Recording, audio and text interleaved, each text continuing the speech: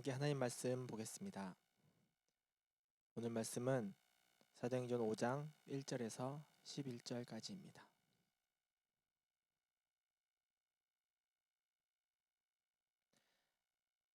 아나니아라 하는 사람이 그의 아내 삽비라와 더불어 소유를 팔아 그 값에서 얼마를 감춤해 그 아내도 알더라. 얼마만 가져다가 사도들의 발 앞에 두니 베드로가 이르되 아나니아야 어찌하여 사탄이 내 마음에 가득하여 내가 성령을 속이고 땅값 얼마를 감추었느냐. 땅이 그대로 있을 때에는 내 땅이 아니며 판 후에도 내 마음대로 할 수가 없더냐. 어찌하여 이 일을 네 마음에 두었느냐. 사람에게 거짓 말한 것이 아니요 하나님께로다. 아나니아가 이 말을 듣고 엎드러져 혼이 떠나니 이 일을 듣는 사람이 다 크게 두려워하더라. 젊은 사람들이 일어나 시신을 싸서 메고 나가 장사하니라. 3시간쯤 지나 그의 아내가 그 일어난 일을 알지 못하고 들어오니 베드로가 이르되 그 땅 판 값이 이것뿐이냐 내게 말하라 하니 이르되 예 이것뿐이라 하더라. 베드로가 이르되 너희가 어찌 함께 꾀하여 주의 영을 시험하려 하느냐. 보라 네 남편을 장사하고 오는 사람들의 발이 문 앞에 이르렀으니 또 너를 메어 내가리라 하니 곧 그가 베드로의 발 앞에 엎드려져 혼이 떠나는지라. 젊은 사람들이 들어와 죽은 것을 보고 메어다가 그의 남편 곁에 장사하니 온 교회와 이 일을 듣는 사람들이 다 크게 두려워하니라. 아멘.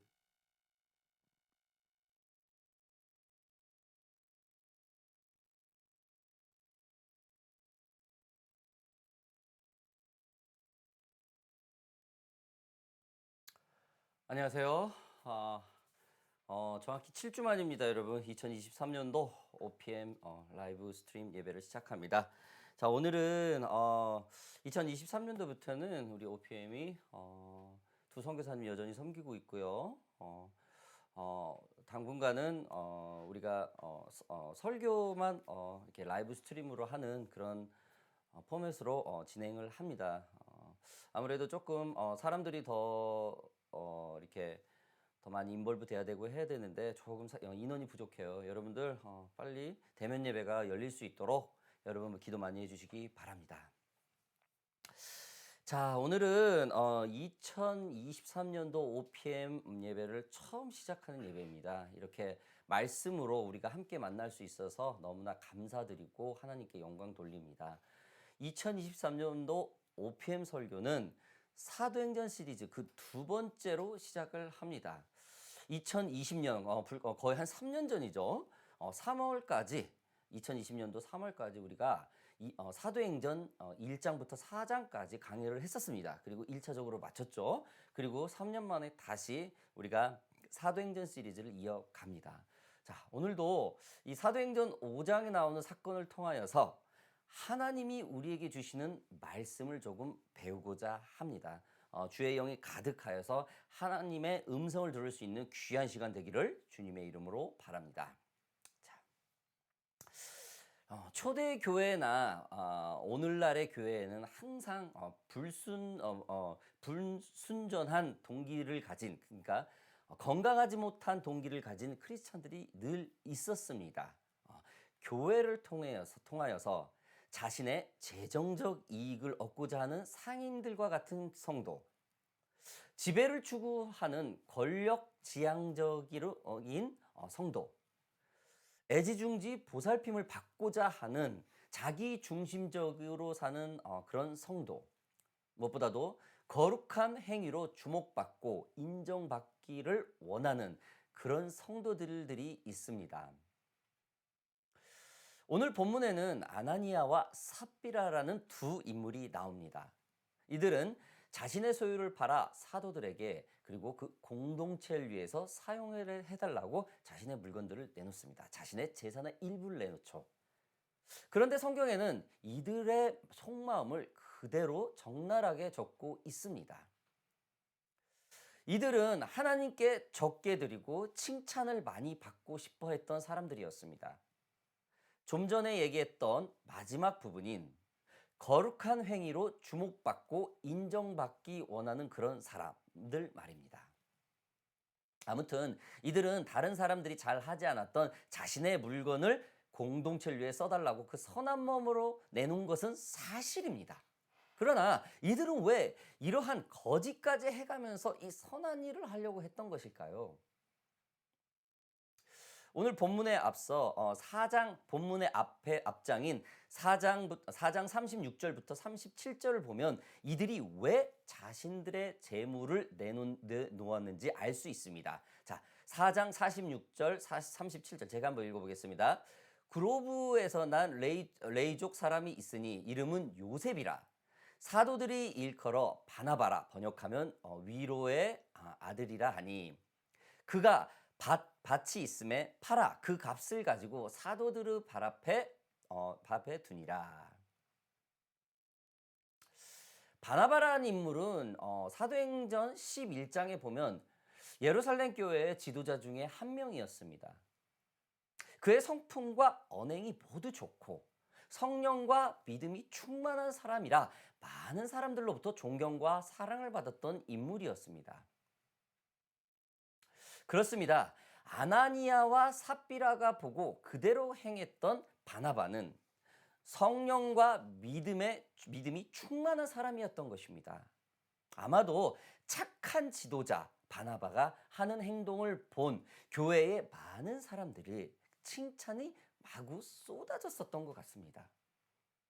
그는 늘 그렇게 순수하게 성령과 믿음에 충만하여 많은 사람들에게 감동을 주는 그런 선행을 자주 했었습니다.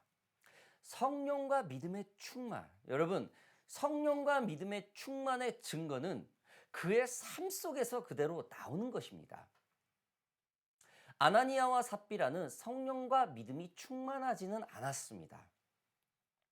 그들이 자신의 소유를 팔아 공동체를 위해 내놓는다고 큰 소리 쳐놓고 뒤로는 자신이 쓸 것을 일부 남겨두고 있었던 모양이었습니다. 여러분, 제가 늘 이렇게 강조하는 것 중에 하나가 있죠. 나눔과 처분. 이거는 이 차이입니다. 여러분, 나눈다는 것은 내가 필요하지만 내가 지금 당장 사용을 해야 되지만 그걸 아끼고 그걸 참고 사용하지 못하고 다른 이들에게 나누는 것을 말을 합니다. 그리고 처분은 내가 더 이상 쓸 필요가 없어. 귀찮은 어떤 그런 거 있을 때 처분을 하는 게가 되죠. 자, 아나니아와 삽비라는 많은 사람들 앞에서 나눔으로 말을 했는데 사실을 그 자신이 쓸 것을 다 챙겨놓고 그 나머지 일부만 내놓았던 것입니다. 차라리 그냥 다 일부만 내놓았다고 얘기를 하지. 근데 이들은 그냥 그 칭찬 전부 다 내놓은 것처럼 말을 했던 거예요. 거짓이 있었던 거죠. 이러한 거짓은 성령과 믿음이 충만하지 못한 자가 거룩한 행위로 주목받고 인정받기 위한 어떤 행위였어요. 그런 위함인 것뿐이죠. 아나니아와 삽비라가 선한 일을 한 것처럼 어떤 곳이 어떤 곳이었습니까? 아나니아와 삽비라가 그 재물을 내놓았던 그 자리, 그 장소, 그곳이 어디였습니까, 여러분? 예수 그리스도를 증거하고 그의 사도들이 있는 예루살렘 공회이었습니다. 이러한 곳에서 거짓이 들어오려고 하는 것입니다. 아나니아와 삽비라의 거짓을 잡아낸 사람이 누구겠습니까, 여러분? 여러분도 잘 아시죠? 베드로입니다. 자, 4장에는 베드로의 영적 컨디션, 영적 상태를 나타내는 구절들이 아주 적나라하게 나와 있습니다. 4장 4절에는 이렇게 나와 있습니다. 말을 들은 사람 중에 믿는 자가 많으니 남자의 수가 약 5천이나 되었더라. 자, 4장 6절. 이에 베드로가 성령이 충만하여 이르되 백성의 관리들과 장로들아. 자, 4장 31절. 빌기를 다음에 모인 곳이 진동하더니 무리가 다 성령이 충만하여 담대히 하나님의 말씀을 전하니라. 아멘. 여러분, 베드로 또한 성령과 믿음이 베드로는 성령과 믿음이 충만한 상태였습니다. 성령과 믿음이 충만한 리더십과 성령이 충만한 섬김의 마음이 받은 사람들이 예루살렘 공회 그 교회 안에 그 템플 안에 가득해서 있었던 것입니다. 회피리면 이러한 곳에 자신의 거룩한 모습을 다른 이에게 비추고 싶은 그것도 거짓까지 행한 그런 모습에 그런 아나니아와 삽비라의 행동이 발각이 된 것입니다, 여러분. 여러분, 아나니아와 삽비라가 잘못이 아나니아의 삽비라의 잘못이 정확히 무엇라고 생각을 합니까? 성령과 믿음이 없다는 것이 죄입니까? 아니면 거룩한 모습으로 자신이 다른 이에게 나타나기를 원하는 것이 죄입니까? 절대 그렇지 않습니다. 절대 그렇지 않아요. 하나님이 그거 갖고 이 정도로 막 심하게 얘기를 하지 않습니다. 지금 베드로가 성령의 권능으로 아나니아의 죄를 직역하고 있는 것은 뭡니까? 바로 거짓입니다. 어떤 곳에서? 하나님의 성전에서 말이죠. 그래서 베드로는 아나니아를 사탄이라고 정죄합니다. 3절 4절 제가 한번 읽어보겠습니다. 베드로가 이르되 아나니아야 어찌하여 사탄이 내 마음에 가득하여 내가 성령을 속이고 땅값 얼마를 감추었느냐. 땅이 그대로 있을 때는 내 땅이 아니며 판회도 내 마음대로 할 수가 없더냐. 어찌하여 이 일을 내 마음에 두었느냐. 사람에게 거짓말한 것이 아니오 하나님께로다. 그리고 그 자리에서 곧바로 심판이 이루어집니다. 5절 아나니아가 이 말을 듣고 엎드러져 혼이 떠냐니 이 일을 듣는 사람들이 다 크게 두려워하더라. 여러분, 그 거짓의 발각은 어디까지 이어집니까?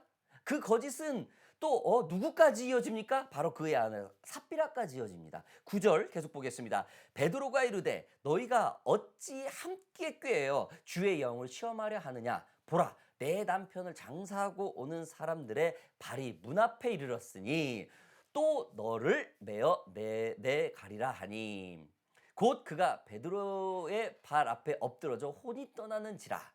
젊은 사람들이 들어와 죽은 것을 보고 메어다가 그의 남편 곁에 장사하니. 여러분, 줄초상이죠.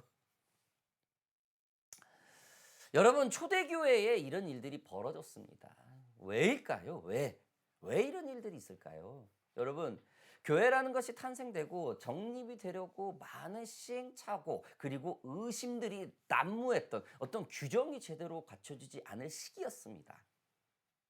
교회를 믿지 못하고 함부로 여기는 사람들이 교회를 통해서 자신의 재정적 이익을 얻으려고 지배를 추구하려는 권력을 얻고자 하려고 애지중지 보살핌을 받고자 자기 중심적인 신앙생활을 하고 거룩한 행위로 주목받으려고 인정받기 위해서 모든 것을 자신들의 재관의 입장에서 있던 사람들이 그 시대에 비일비재했다라는 거예요. 여러분, 오늘날의 교회와 너무 흡사하지 않습니까?